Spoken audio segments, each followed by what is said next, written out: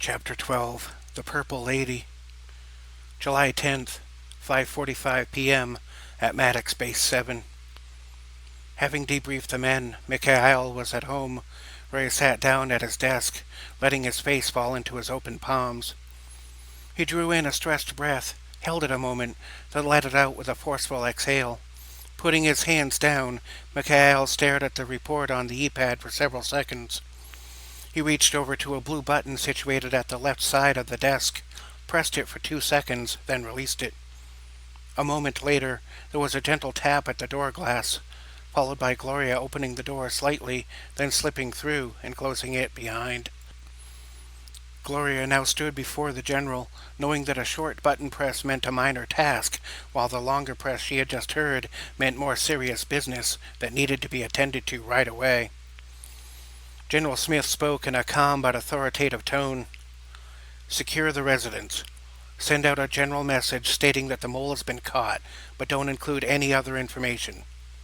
Then, send out an encrypted communique telling all bases to go to Situation Clear Blue. Then send an order to have Intel review all responses. Meanwhile, I need you to watch our watchers.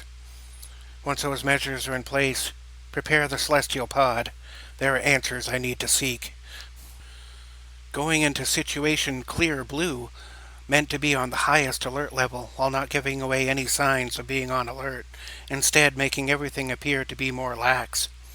This was done in hopes that the mole or the handler might try to take advantage of the lax security, or perhaps make some escape attempting to recover their asset. With clear instructions, Gloria set herself to going about the general's business. As the general's assistant, she was entrusted with all sorts of confidential information and bore just as much authority as the general himself. In many situations, she acted as his eyes, ears, and hands. At all times, she acted as his shield, and occasionally she would act as his sword. Meanwhile, at Base 7 Medical Research Center. Medic File. William Aston Katz. Status: Active. Lieutenant. Recruitment date: 4/15/1611.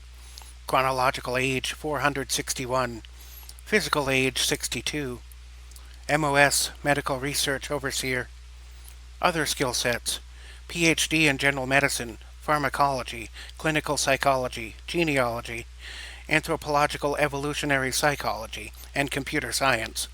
Also, Biological Weapon Systems Expert and Physics Major, Holistic Medicine Specialist, and Chief Security Officer.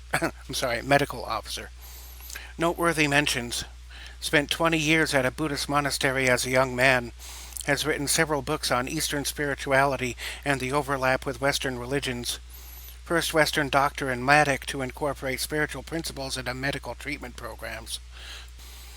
Dr. William Katz stood at a computer terminal, pouring through dozens of pages of data gleaned from a thorough examination of the body of Emily Weiser, who was being held in frozen stasis until some solution could be found. A lock of Dr. Katz's red hair fell from his forehead, obstructing vision through his old-fashioned bifocal glasses. Having surveyed several pages of data, he pushed his hair up again, tucking it into a tuft of hair accumulated above the part line, then moved over to an adjacent microscope and peered through to examine some cells directly.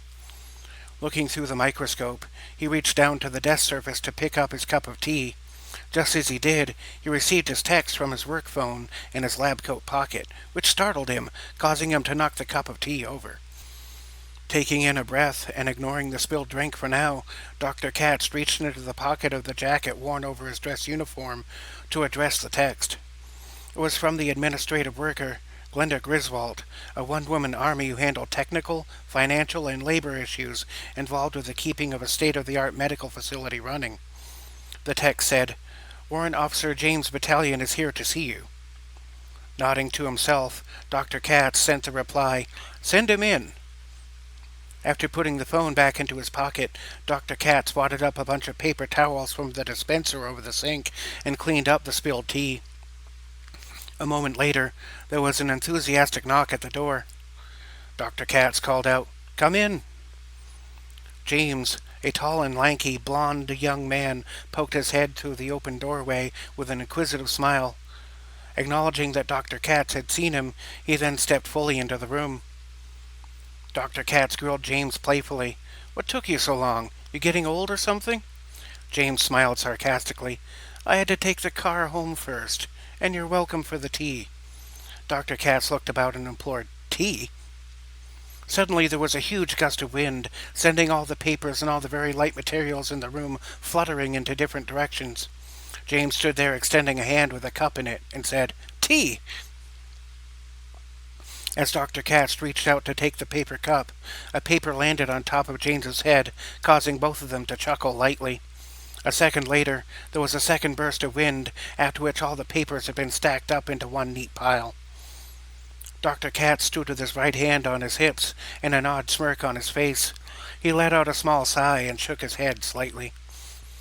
Dr. Katz then said, "Those papers didn't start off in a single unorganized pile, but I appreciate you trying to clean your messes."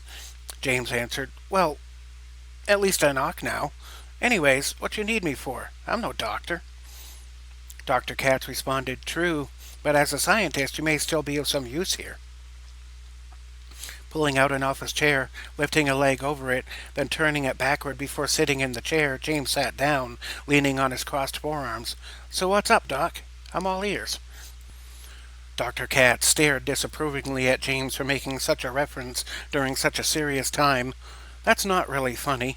James, looking puzzled, asked, "What's not funny?" Dr. Katz answered, "The Bugs Bunny reference." James responded, "The what?" Dr. Katz closed his eyes for a moment as though a headache were coming on. "Can we just focus here?" James responded, confident but confused. "I'm focusing just fine. You're the one who seems confused." Dr. Katz let out a low groan. James spoke again, this time slower for emphasis. "How can I help you, Doctor?" Dr. Katz collected himself for a moment, then spoke in a calm, even, and precise manner. "If you had a human body, all the cells of which had reached a state of cellular necrosis, how would you go about repairing the damage?" James thought for a moment, then gave an answer. "Well, if it were just an organ, I would program a stem cell to duplicate the proper parameters, using some portion of the unaffected cellular material."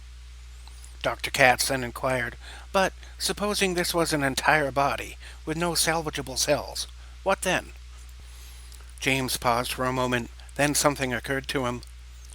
"Normally, you would use the existing cell pattern. That's like the blueprint for the new cells.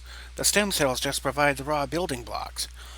What you would need would be the blueprint, a code or pattern for the cells to follow." Dr. Katz inquired all the more. "Where would you get such a blueprint without having access to the original cells, their original state, just prior to the time of death? Could something like that be determined without the original cells?" James shook his head no, letting out a breath. "Oh, man. There are billions of potential patterns for DNA to follow.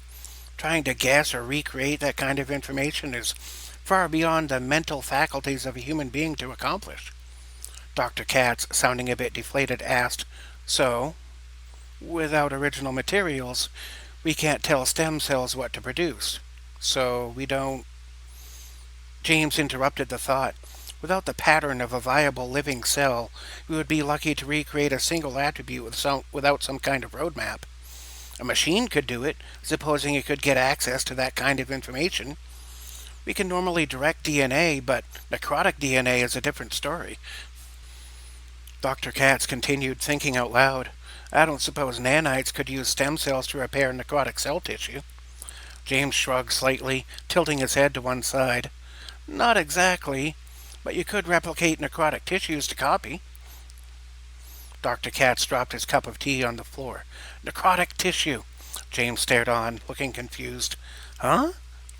The doctor shook his head and said, "This way, young man." James responded, a little confused. Okay." Dr. Katz led the way, signaling James to follow him. "There's something I need you to see." The two went walking briskly past several offices, and then past many individual wards, then finally to a high-security area where both had to endure ID and DNA checks to gain entry. Once past the heavily secured area, they came to a room with even more security posted just outside the door. Once past the four hulking security officers, Dr. Katz and James' battalion were admitted into Special Ward 8. This room had several types of medical machinery stowed up against the walls. To the left was a cold stasis unit, and to the right a bed. The stasis unit had clear glass walls, but was covered with frost on the inside and in condensation on the exterior. On the bed to the opposite side lay Agent Greenleaf, still in some sort of coma, with his skin a pale white, his lips gray, his eyes closed, and a sheet covering up to the top of his shoulders, with his long blonde hair draped down over either side. A blood IV drip was inserted into his left arm from the far side of the bed. The room was dimly lit, casting shadows onto the far walls of either side. Dr. Katz gestured toward Agent Greenleaf lying in the bed, but James's attention was bound to something else. At first, the pale lights of the cryo unit grabbed his attention. Deducing that the person he wanted to help must be in the stasis unit, it grabbed his attention, to which he responded by moving towards it, almost thoughtlessly. Dr. Katz turned around, opening his mouth to speak to James, only to find him preoccupied by the stasis unit. Before Dr. Katz could respond, James pushed the open button on the side to open the container. With vapor pouring out, James peered inside, waving his hand back and forth to get a better view by brushing the vapors aside.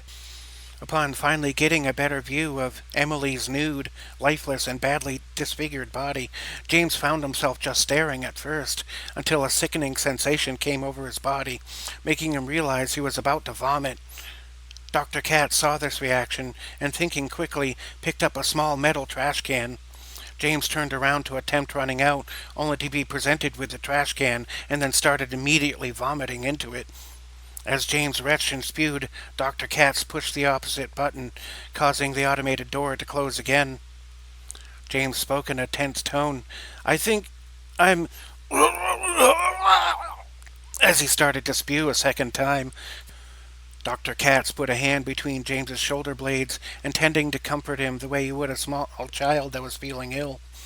After a couple more go-rounds with the trash can, James was done vomiting. Dr. Katz took the can over to the medical waste disposal unit and flushed it down with a hose. While James was still catching his breath, the doctor brought him a box of tissues. James immediately grabbed a wad of tissue and blew his nose both thoroughly and somewhat loudly. James leaned back onto the stasis unit, only for it to move slightly, startling him in the process, to which he responded by standing straight up, almost afraid to touch anything in the room. Between breaths, James asked, How do you look at..." Dr. Katz answered somewhat softly, "I also lost my lunch the first time I saw a body in that condition. I find it no less disconcerting, but after nearly 400 years in medicine, I guess you could say I'm all too accustomed to such sights." James asked very inquisitively, almost in shock, "How could someone do that to another human being?" Dr. Katz nodded his head, making a disgruntled and sad face. "There are those who value power, or riches, or their religion, or whatever they're attached to, so much that they're willing to impose suffering or even death onto others just to get what they want. Young people like Emily would seem to us like the most tragic of victims. To someone, she was merely a means to an end." James asked even more emphatically, "Oh God, that's terrifying. Why do this then?" Dr. Katz flashed a wry smile, but for a moment. "I became a doctor to reduce suffering, because I suffer when I see someone else suffering. For me, that's what gives my own life meaning." James responded, "Yeah, but you just cause yourself suffering in the process." The doctor nodded. "Yes, well, I suppose that's why some call it heroism." James reacted, "Or martyrdom." Dr. Katz nodded again.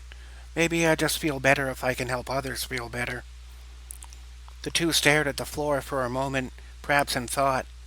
Dr. Katz went back over to the bed on the opposite side of the room where Agent Greenleaf was and signaled 15-year-old James to join him. James walked over to the bed and joined with the doctor.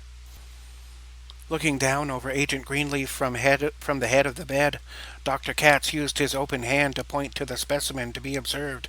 James, necrotic cells.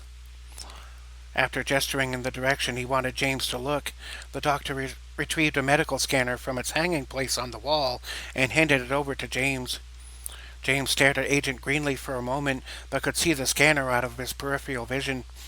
Looking up, he took the scanner from the doctor's extended hands, turned it on, and started to scan the body in front of him. James reacted. Wow, they are necrotic, but how are they moving? Dr. Katz answered James as he looked up from the scan. If we knew that, we could tell stem cells to duplicate the effect. But as it is now, we can't even identify some of the elements in his body. James, looking a bit puzzled, then asked, But this is a vampire, right? Dr. Katz nodded in the affirmative, adding to James's confusion. James continued, But you told me you scanned vampires before and could account for all of the elements present. Dr. Katz answered, I can with other vampires, but not with him. James' interest piqued as he exclaimed, Why not? Dr. Katz answered, speaking somewhat slowly and mysteriously, This man is not fully vampire. Half of his cellular structure is completely alien to us. I can observe what it does, but chemically I have no idea why. James looked up from Agent Greenleaf's face and met the doctor's gaze. You mean he's an alien and a vampire? Dr. Katz nodded in the affirmative. James exclaimed out, An alien vampire. Dr. Katz nodded again. James, amazed and thinking thoughts at 100 miles per second, stared at Agent Greenleaf, letting his enthusiasm take over. Whoa, an alien vampire. The only thing cooler than that would be an alien vampire cyborg. Dr. Katz nodded. Yeah, but there's no way to do that. James responded, lost in thought.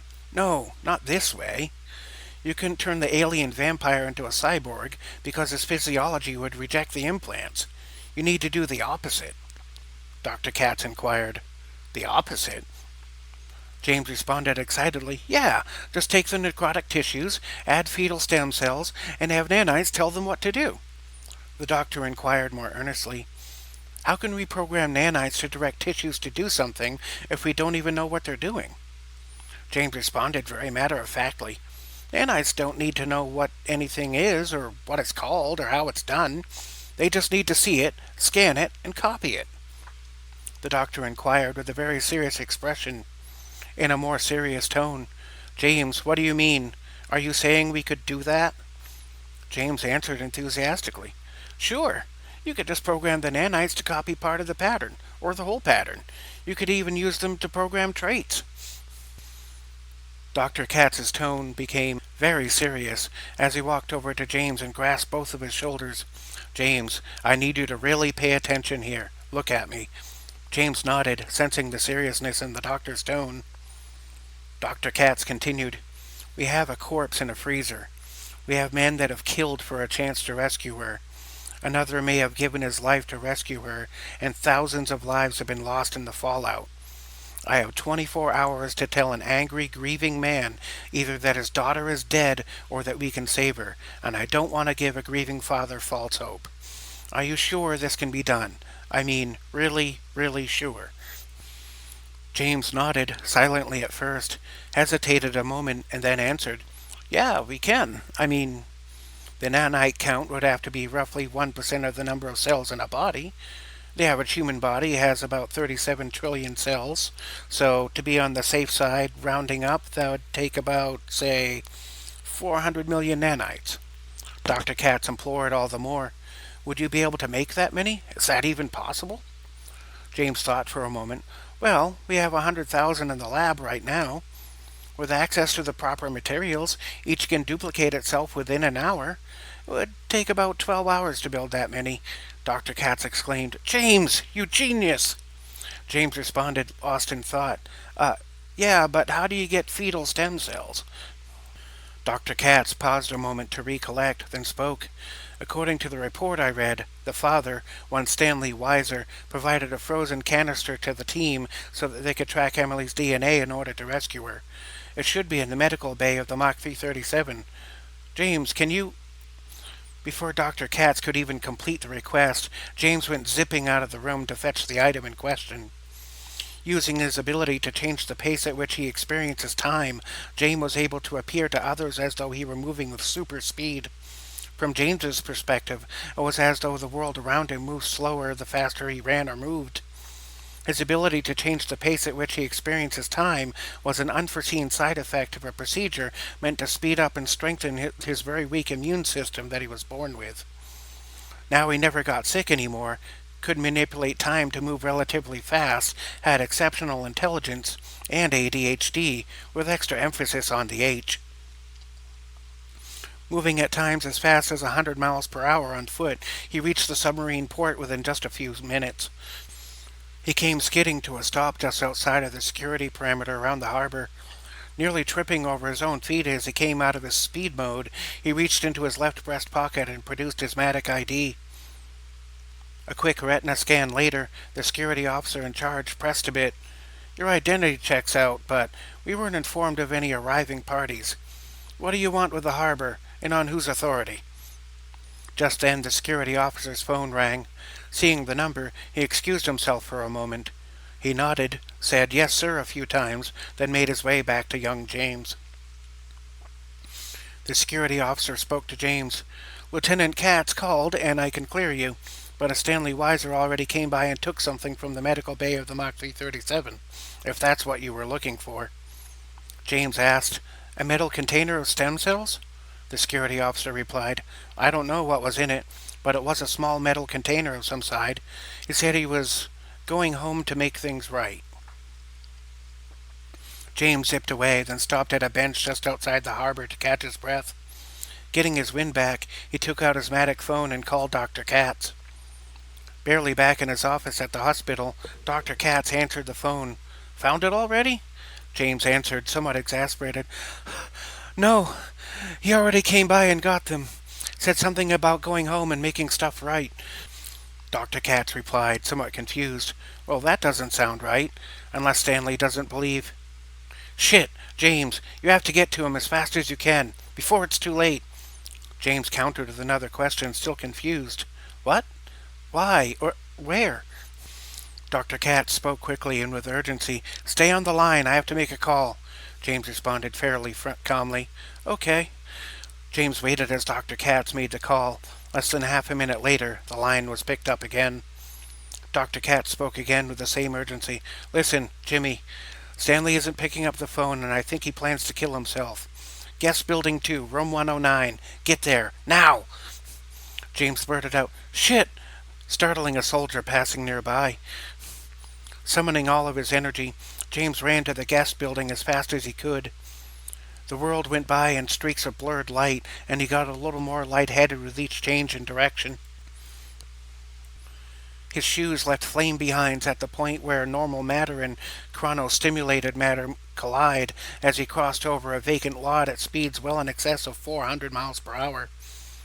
Coming in at speed as he neared the building and skidding to a stop, the soles burned right off of his sneakers, making him suddenly aware of the heat built up in his shoes.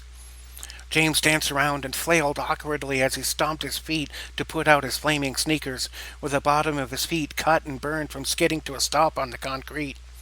James cried out, "Ow, ow, ow, ow! Balls, balls, balls! Shit, shit! Ow!" James kicked off the remnants of the flaming shoes and ran barefoot at a normal speed into the guest building. Going up a flight of stairs, he saw numbers that started with 2 and started searching, only to remember that he was looking for 109, and so he ran back down the stairs. Finding 106, 7, 8, and then 9, he came to a stop, nearly running into the door at the end of the hallway. Breathing heavily and limping slightly, he knocked on the door, pounding it with vigor. Hearing no response and not seeing any movement on either side of the dimly lit yellow curtains, James pounded on the door all the more, only to receive more silence. James reached down to the doorknob and tried to open the door, but it was locked. Thinking quickly, James decided he would try to ram the door. He got some distance down the hall, leaving about 20 feet between himself and the door. James sprung into action and built up speed to ram the door, only to catch an armored human arm across the face, clotheslining him to the floor, landing on his back. James looked up, squinting at the barrel of a security officer's weapon pointed at his face. The officer barked out, "What the hell, boy? Dashing around like some mad necrosidious. You trying to get killed?" James spoke, somewhat winded from the impact. Med, medical emergency. The guy in 109 is going to kill himself." Hearing this, and having met James before, the security officer extended a hand to help James to his feet. First making sure James was okay, the security officer gestured to James to move back a few feet from the door. The officer first tried the doorknob, verifying it to be locked. The officer stopped and called out, "Guest of room 109, this is Security Agent Branford. Open the door." Hearing no response, Officer Branford touched the communication device on the April light of his jacket and spoke. "This is Security Agent Branford. Guest Building 2, Room 109. Possible security or medical issue. Please advise." Inside his earpiece, Security Officer Branford heard the dispatcher say, "Copy that. Enter with caution, but force entry if needed." Officer Branford responded, "Copy." Turning around, Security Officer Branford said, "Hold it right there. I've got this." Having said that, Officer Branford bunched up his armored-gloved fist, went over to the nearby window, and gave it a good swift punch, shattering the glass. Still getting no response from inside, he pushed away several panes of glass and stepped cautiously through the window into the dimly lit room. First surveying the area to make sure it was clear, he discovered the living room to be empty, save for the tattered old brown couch and recliner. He made his way to the front door and unlocked it from the inside, then pushed it slightly open. Officer Branford went from room to room, first calling out, "Hello? Security?" and then taking a peek into the room. He checked the kitchen to find nothing save for a few empty liquor bottles. He checked the dining room and bathroom, discovering both to be unoccupied. Finally, he approached the bedroom at the end of the building. The door was open slightly, allowing a stream of light to hit the dark hallway. Some sort of sound, like voices, was coming from the room, but there were no other signs of any activity. With his rifle trained at the ground, he used his left hand to push the door open slowly. He took a slow, deep breath and released it before stepping into the room. Stepping into the soft-lit room, bracing for the worst, Security Officer Branford opened the door, revealing the scene. He discovered a middle-aged man, clothed in a kimono, laying in a bed, soaked with blood, with half the blade and the handle of the katana sword protruding from his lower torso. The sound coming from the TV in the background was that of a home video of a little blonde girl playing on a farm and a woman who looked to be the mother of the child. Security Officer Branford muttered, "Jesus fuck sauce," under his breath, horrified at the grim discovery. He took another deep breath, released it, then made sure the rest of the room was clear. After this, he checked on the body to determine the condition. Taking off an armored glove and tucking it under the opposite arm, he put his finger to Stanley's neck to check for a pulse. To his amazement, he did discover a weak pulse. Touching his communication device and looking back to see young James at the door, looking horrified, Security Officer Branford shouted into the receiver of the communication device, "Medical emergency, guest building 2, room 109. We got an attempted suicide. It's..." Security Officer Branford listened as the dispatch officer verified his request to send help.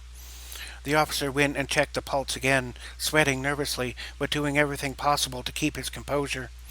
The security officer finished his sentence. "It's horrifying." Looking back at James, the security officer spoke gently, with a slight quiver in his voice. "Hey, kid, you really shouldn't be in here. Your young mind, mental health and all." James replied, "It's okay. It's not the first dead body I've seen today." James suddenly remembered the second reason why he had come and blurted out, "The cells! I need to take them to the doctor." Security Officer Branford responded, "Hey, don't touch anything." James exclaimed, "No time to explain."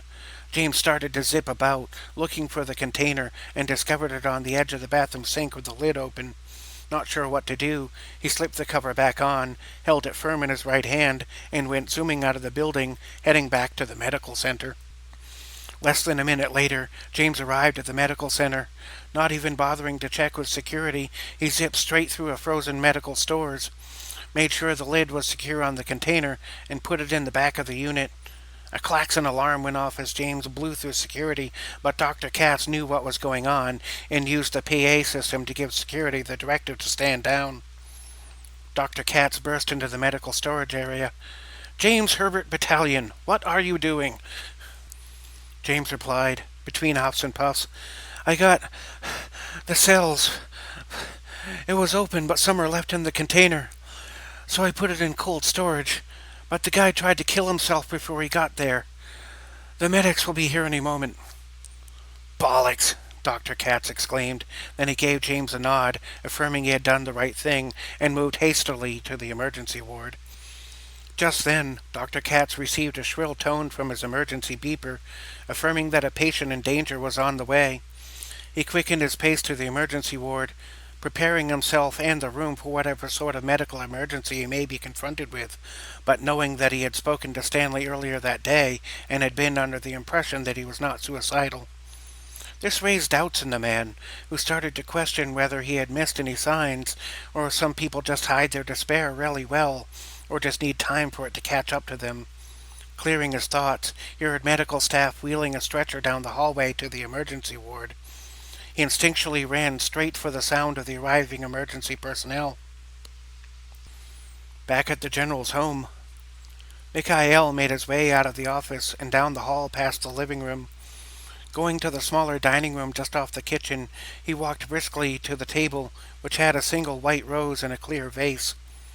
Grabbing the vase from the top, he twisted it with a counterclockwise motion, aligning the chip in the top of the vase with a scratch on the surface of the table near the vase.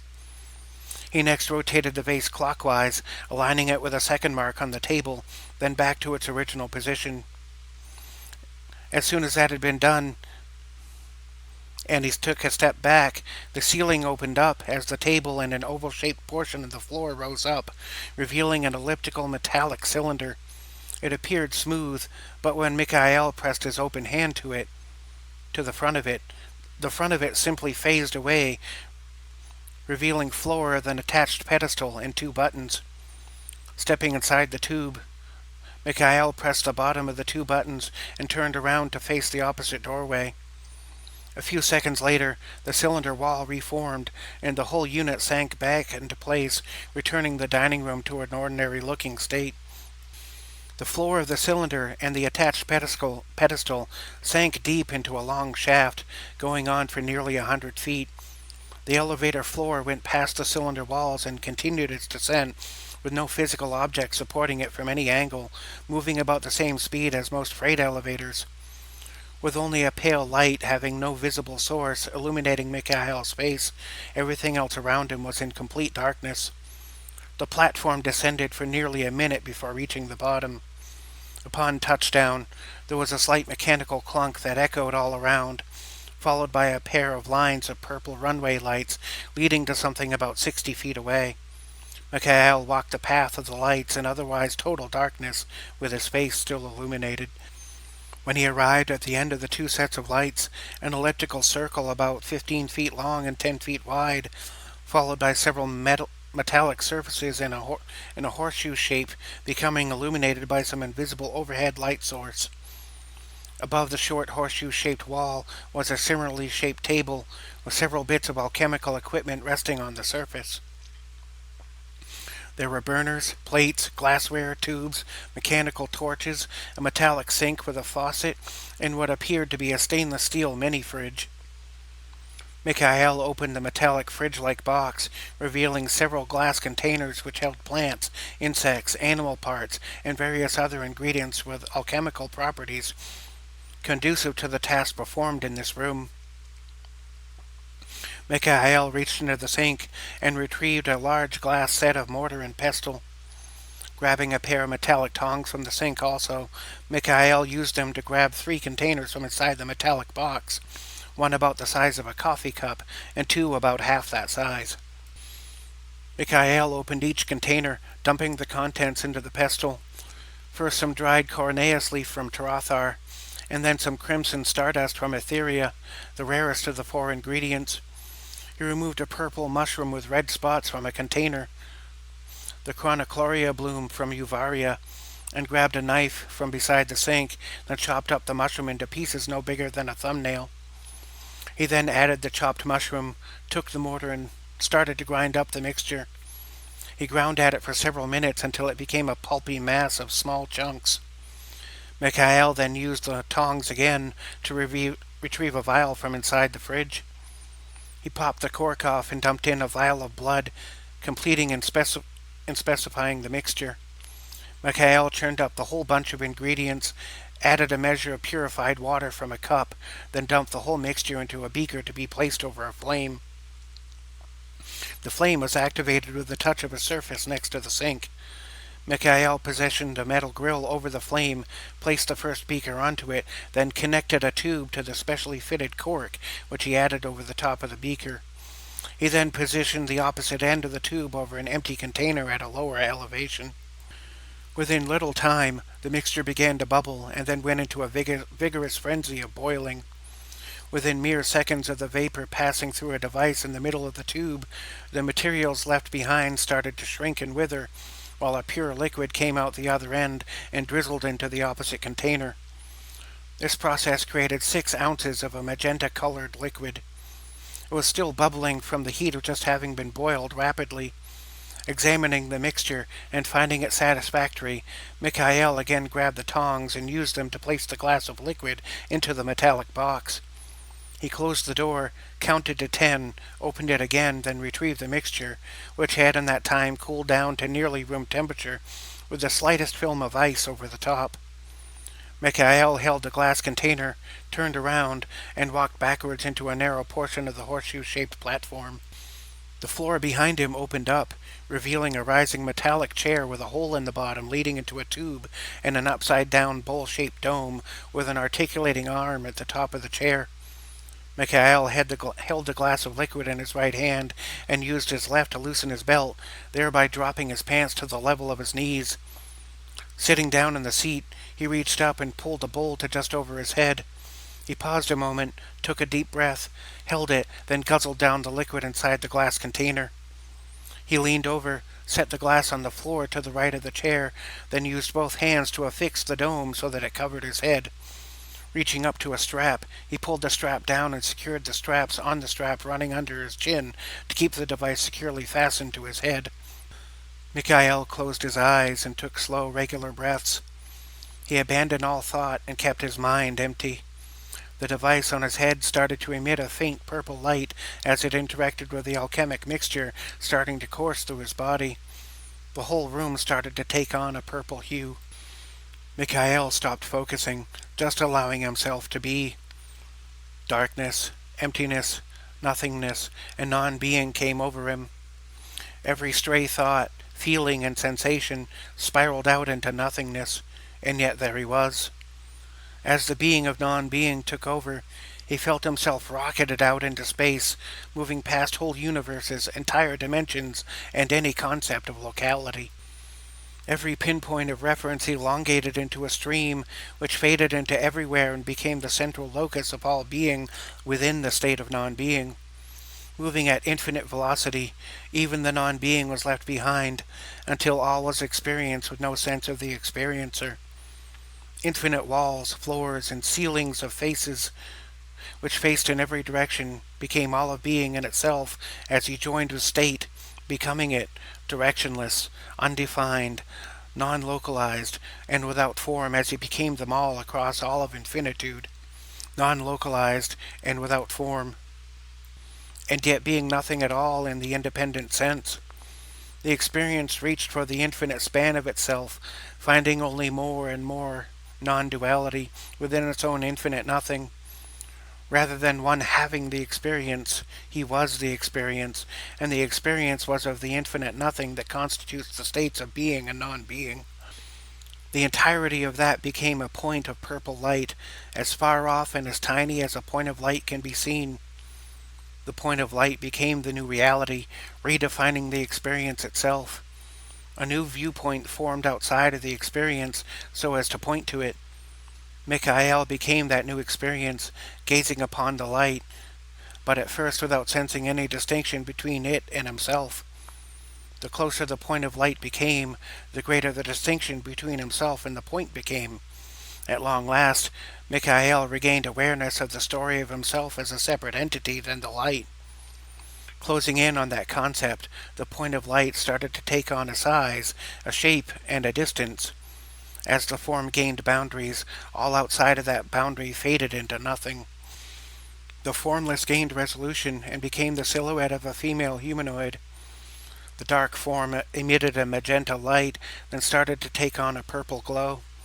The form took on greater resolution, gaining skin, hair, and feminine detail. From the glass-skinned humanoid form were draped the constructs of a purple cloak and gown, and yellow hair flowing over a high collar into the infinity of distance behind, as though weightless and floating in an imperceivable wind. Long and open sleeves, lined with white lace, graced delicate hands with long purple nails, while the long gown tapered down to a point far below where feet would be, then continued throughout an infinite background. A V-shaped divide started at the navel and accentuated the difference between two supple points on either side of the divide. A smooth and symmetrical face was accentuated by vibrant eyes of glowing velvet, the pupils of which contained every color in the photonic kaleidoscope, and several colors not seen by mortals in the material realm. What appeared to be a pendant made of diamonds, upon closer inspection, revealed itself to be made of universes, emitting light and swirling around their own centers of gravity. The largest universe made up the main body of the pendant, while the smaller ones made up the chain that circled around her neck. Each universe was an infinity unto itself, with endless layers in and out, yet had a boundary about it to differentiate itself from the rest, a symbol of the non-duality present in all things and all non-things. One could spend eternity examining and trying to make sense of the imagistic properties alone, saying nothing of altered perception. But Mikhail was here on business and was more interested in specific answers to the problems he was facing in the material realms.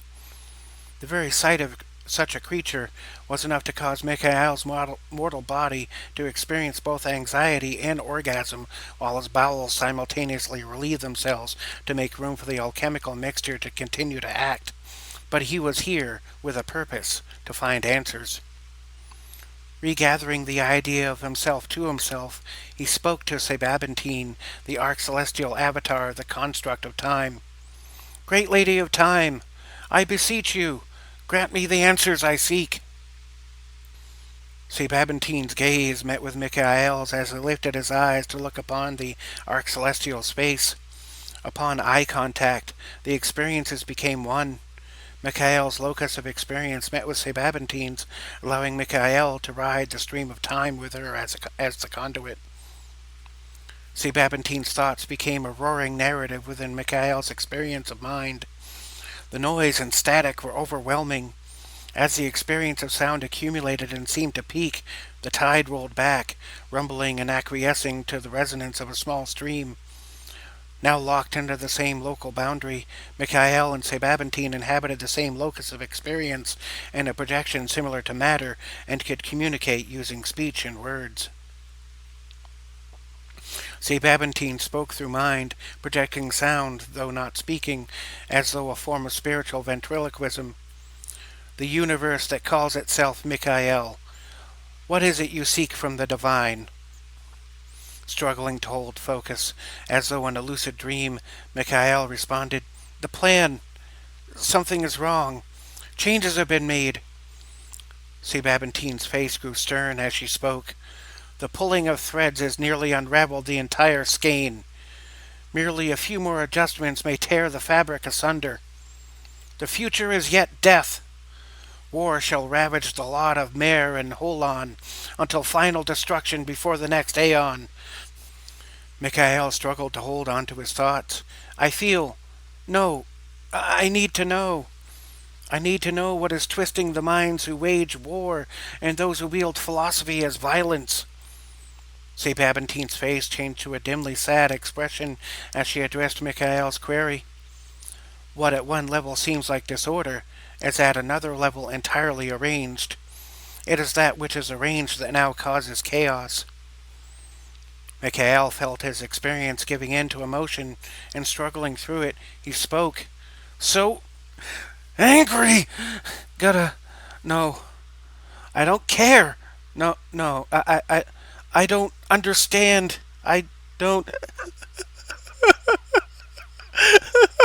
I'm not. I'm not real. Ah. Sababantine lowered her gaze some, looking down upon Mikhail's floating, collapsed form. He was in a fetal position, being ravaged by sadness, pain, and doubt. Being moved by compassion, Sababantine reached out with both hands, placing a palm on his forehead and the other around the small of his back. Drawing him in, she cradled him as one might a distraught infant. The warmth of love that was her being cradled Mikhail and encompassed him round about, permeating him. Feeling a wave of calm and a rest from within, Mikhail embodied in himself the surrender to move on. Looking up into the eyes of an expression of the feminine divine, Mikhail pushed a thought over words and tears, saying, "The mines. What is... I don't understand." Sababantine's face became soft like a mother's smile, and in a voice like the trickling of melting ice with falling crescendos, she sang a lullaby. Hush, little mind, pay no heed to words. There is so much more, and reality is absurd. You worry about the actions of beasts and men. What must be routed is another mind with them. Inside chamber cold, prisoner to emptiness, speaking through windows alight, reality being told to minds without egress, what is wrong and what is right. Mind captive to machine, calling out in pain, free me, free me.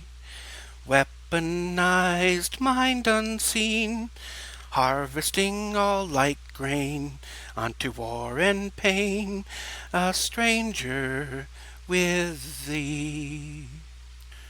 Sababantine, having finished the song, paused, set Mikhail back onto his feet again, then spoke plainly. A stranger resides within the walls of the will. Remove the foreign mind which is being exploited. Sababantine dismissed Mikhail with a waving hand gesture. Mikhail then felt himself flung backwards at infinite speed. Universe and concept streaked by like passing holograms. Mikhail again felt as though separate from the universe, and remembered the story of himself as he fell into a new dream, fresh with ego to amuse. He would not wake up for at least an hour, as per the side effects of the trip. For now, Mikhail floated within his perception of a warm bath, full of love, light, and peace, beset on every side by the specters of hate, darkness, and striving. Only after spending some time in the light can he find the drive to return to the border between perceptions and incarnate once again. Meanwhile, around 6 p.m., Jonas Black and Jacob Bastian received invites to play poker on a conference call. Being restricted to their personal quarters, they had little else to do to fill their time and didn't mind a change of pace. Poker night was normally Thursday, so no one else reacted to the invite. It would be just the three of them. Jonas and Jacob answered the call on their own home computers and joined in. They were met by the visage of Rolf in a light blue floral shirt over a white tank top. He wore a derby-style hat with the front snapped down onto the brim. Holding a big old stogie in his mouth, he blew smoke under the camera as he welcomed the others to the table. Rolf took a sip of whiskey and spoke bombastically. "Welcome, you motherfuckers." Jonas responded, "Says the motherfucker himself." Jacob mumbled loudly, "I'll fuck both of you in the ass if you don't quit with the whole hostile brothers routine." Rolf took a second sip of whiskey and spoke with enthusiasm. "Who we poking and how deep? We did dare last time, right?" Jacob shook his head side to side, saying, "I heard about you. Truth or dare poker nights. I'm more of a billiards man myself. As the men made casual conversation, each logged into a virtual casino game where they could form a group and play casino games together. Real currency would be at stake, and there was always some twist on the game. Tonight's twist would be truth. Each person would have a custom avatar. Rolf's avatar was a shotgun-toting Victorian-era woman with a poofy dress, parasol, and large hat by the name of Bullet Betty. Jacob's avatar looked very similar to himself and was named Lucky Jake. Jonas' avatar was a 30s-era gangster with his hat flipped down to conceal his face, going by the name Mr. Black. This was a private game, which no random players could enter. On each person's screen were the faces of the other players, their avatars, and the game at stake as seen from a bird's eye view. Rolf piped up louder as the game began. "Listen up, ladies. This is how truth poker works. Before you can call, the person gets to ask you a question, and you have to give an honest answer, or you lose your turn and your money. When you give the answer, you will have a scanner set up next to you, which will detect whether you're telling the truth, the whole truth, or just your version of it. So help you God." Jonas gave the idea thought for a moment, then spoke. "I object." Rolf made a sour face and asked, "Why? On what grounds?" Jonas pushed his fedora up a bit and answered, "On the grounds that truth cannot be known." Rolf snapped back, half chuckling. "Truth is easy. It's right in front of us, and I have a bullshit detector." Jacob teased, adjusting his gold chain and long dreadlocked hair. "That shit must be going off constantly. How do you sleep?" Rolf glared angrily at the camera and blew some smoke onto it with a spiteful-looking face. Jacob paused a moment, then asked, "Seriously, though, Mr. Black, what are you getting at?" Having a look at his cards, Jacob spoke in a calm and methodical tone. "Truth, like religion or politic, it's just a story we tell ourselves about the world, but has very little to do with reality." Rolf, Rolf grumbled loudly. "Sounds like that postmodern bullshit. No truth, only constructs, right?" Jonas tilted his head a bit and gave a half-flippant answer as Jacob listened to both. "Oh, I believe in truth, in the absolute sense, but I don't think human beings have sufficient senses to understand any of it." Jacob chuckled lightly. "So, instead of there being no truth, there is only truth, but no one can know it?" Rolf, looking half perturbed and half puzzled, asked, "So, what the fuck does that mean? I mean, if no one can know truth, how do we get to the bottom of anything?" Jonas smiled wryly. "No one gets to the bottom of anything. We just obsess about things and make a snap decision when the time comes." Rolf shook his head no and responded, "I know for a fact that shit ain't true." Jonas replied quickly, "No facts, Mr. Luger, just perceptions, but I'll make a compromise with you." Rolf stared at Jonas disapprovingly, but continued to listen. Jonas finished his thoughts. "Maybe we can't agree about truth, but the device will reveal if I'm lying." Jacob scratched his head. "Isn't that where we started this?" Jonas nodded. "Yes, but now Rolf is off his game." Jacob and Jonas laughed and took sips of their drinks, while Rolf gave them both death looks. Jonas started the betting at $500. Rolf matched that, as did Jacob, followed by Jonas seeing that and upping the ante another $500. Jonas let a small grin flash across his face for but a moment. Jacob took another card and matched the current bets. Jonas then upped the ante by another 1,000. Rolf made a disgruntled face, sighed heavily, then took a sip of whiskey, saying, "No way, man. Not with these cards. Fold."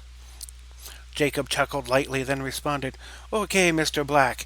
Here's another 1,000, and I'll be calling you ass, yeah?" Jonas paused, staring at the table in front of his computer. "So this is where I ask for some pressing question?" Rolf nodded. "Yep, that's how it's played." Jonas thought for a moment, then posed his question. "If you got to choose how you died, how would you choose to go out?" Jacob's face took on an expression of fatigue as he thought about his answer, then replied, "I seen so much and done so much.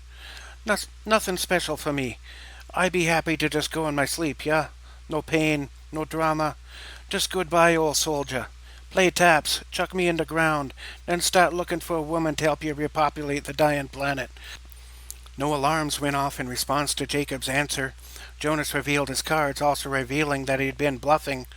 Jacob did a fist pump in the air and took a long drag off his cigar. Rolf could be heard grumbling as he succumbed to Jonas's bluff. Jonas laughed aggressively, taunting, "Ha ha! Thank you for donating, for contributing to such a worthy cause." I got that wrong. That's supposed to be Jacob. Jacob laughed aggressively, taunting, "Ha ha! Thank you for contributing to a worthy cause." The digital card table reset, and the three proceeded to play another round. Rolf started this round with the typical $500 wager. Through a series of wagers and ante-ups, the total wager come up to $4,000, with Jacob calling Rolf's hand. Jacob narrowed his eyes as he gazed into Rolf's likeness on the computer screen, transitioned to a wicked smile, then posed his question. "Okay then, big man, how you going to die, huh?" "Ha ha!" Rolf laughed aloud. "Let's see. First I would have some chubby, big-titty goth girls chase me down on rollerblades. Each girl has a serrated orcish blade, which will be thrusted into me anally if I'm too slow and they catch me. But," Rolf continued with an intense look on his face while holding his index finger up, "at the end of the road is a giant vat of Guberschlaben beer, into which I will fall and drown, and as I lay there, at the bottom of the vat, looking up at pendulous titties, I will know that I have lived and died well." Rolf found his answer greeted by silence and raised eyebrows.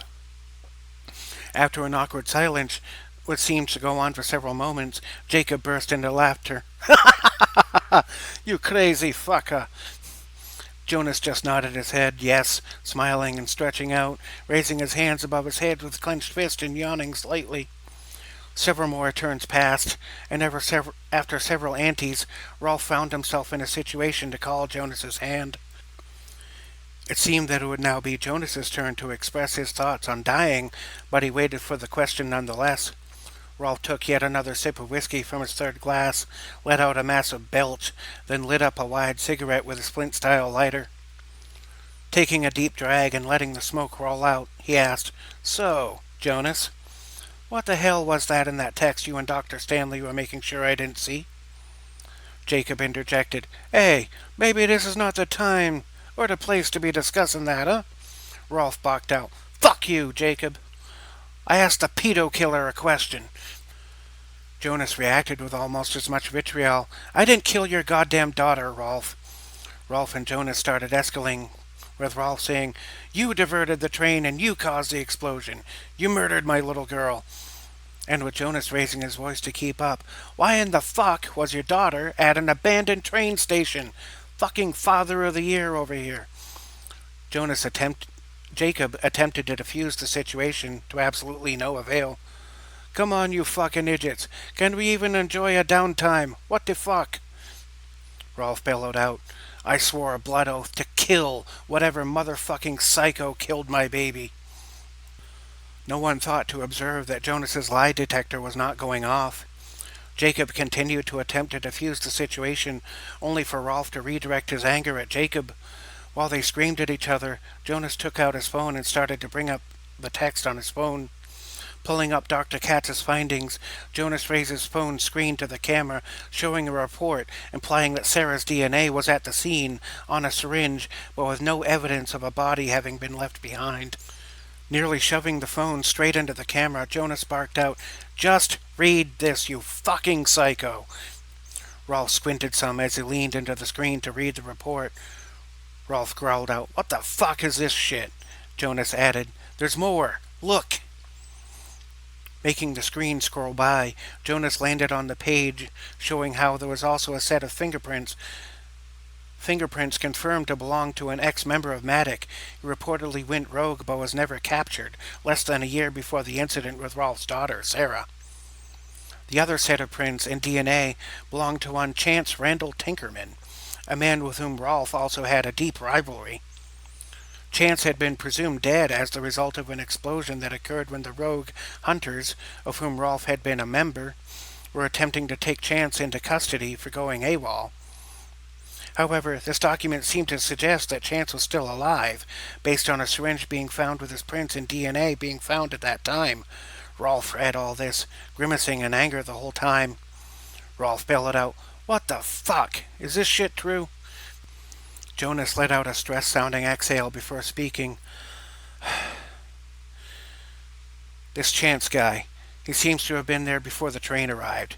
We have DNA from both Chance and Sarah on one item, which seems to have left behind before the train arrived. There is reason to believe that both people may still be alive, and Chance." Rolf completed the sentence, "took my little girl." Jonas added, "or may at least know what happened that day." There was a long moment of silence, after which Jonas spoke again. "If you want my support," and Rolf interrupted, "Fuck you!" Rolf angrily smacked the power button to his computer, severing his connection in a fit of rage. Jonas let out a sigh, making a half salute and half waving gesture as he resigned from the call. Jacob was left staring at two screens which displayed the message, "Party has left."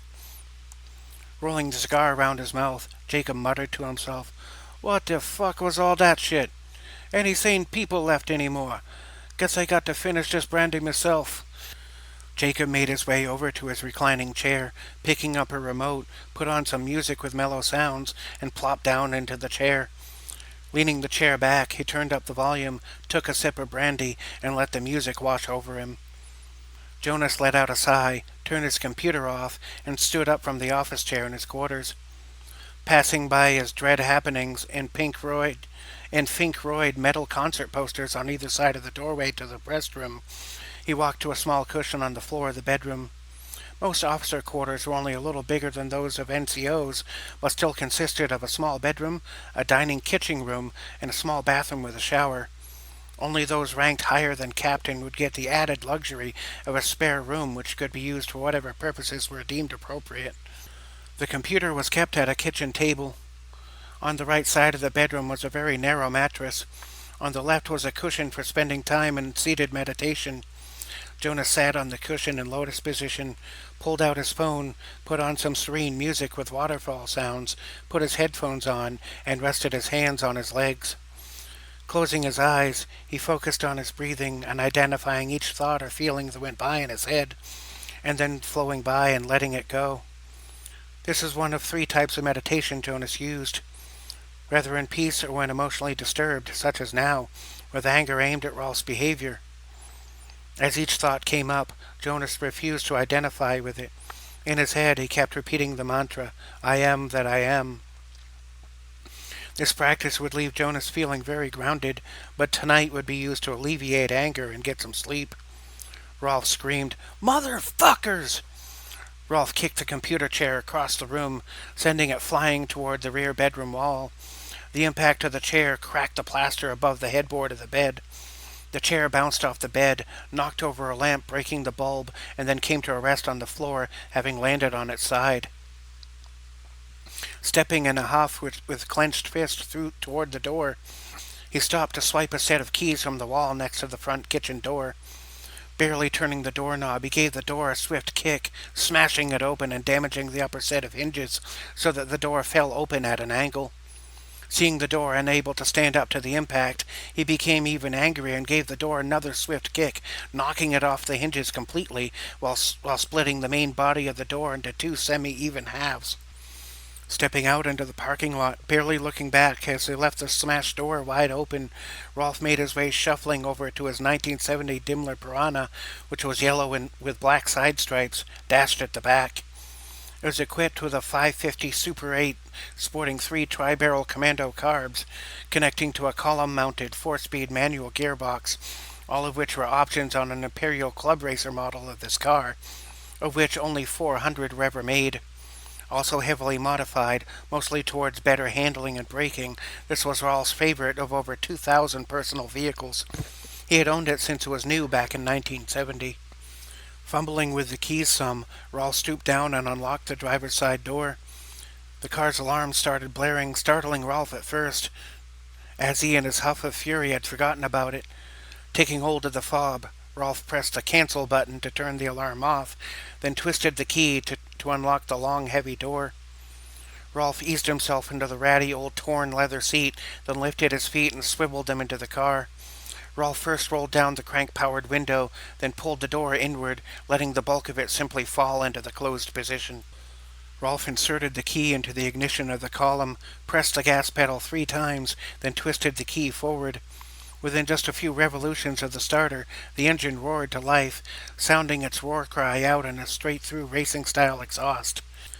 Rolf gave the car a couple of revs, causing the neighbor's car alarms to sound off in the yard on the other side of the road.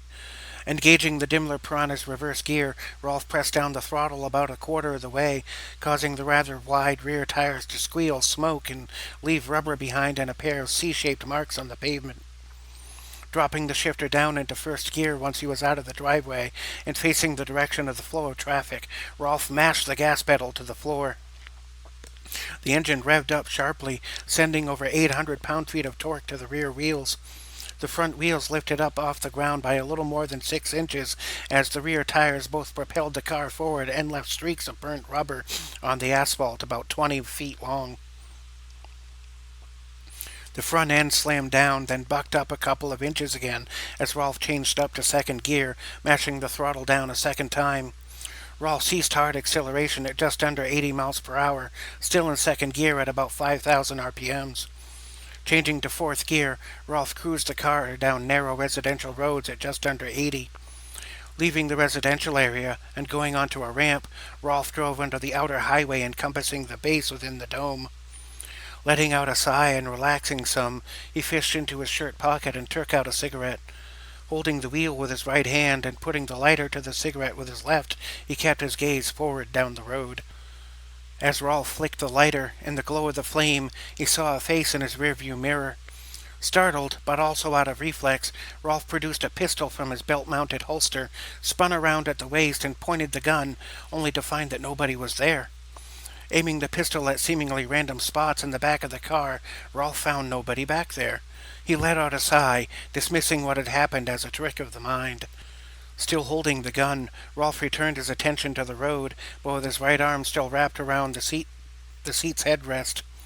When he turned around, the road was gone. The car seemed to be frozen in time, silent, surrounded by a pale light with a great void. There was no world and no sound. Rolf again saw a face in his car's rearview mirror, a beautiful lady with glowing purple eyes, whose velvet garments flowed behind her for infinity. Glancing back, Rolf still saw no person physically there. Rolf's mouth hung agape at first as he started to realize the nature of this encounter. Rolf stammered at first, You're the Purple Lady! The boss, the Arc Celestials of Abentine, interrupted as Rolf's sentence started to fall off, speaking in a tone that suggested dire emergency. There is no time. You must get to the General. Now, or all may be lost. Go!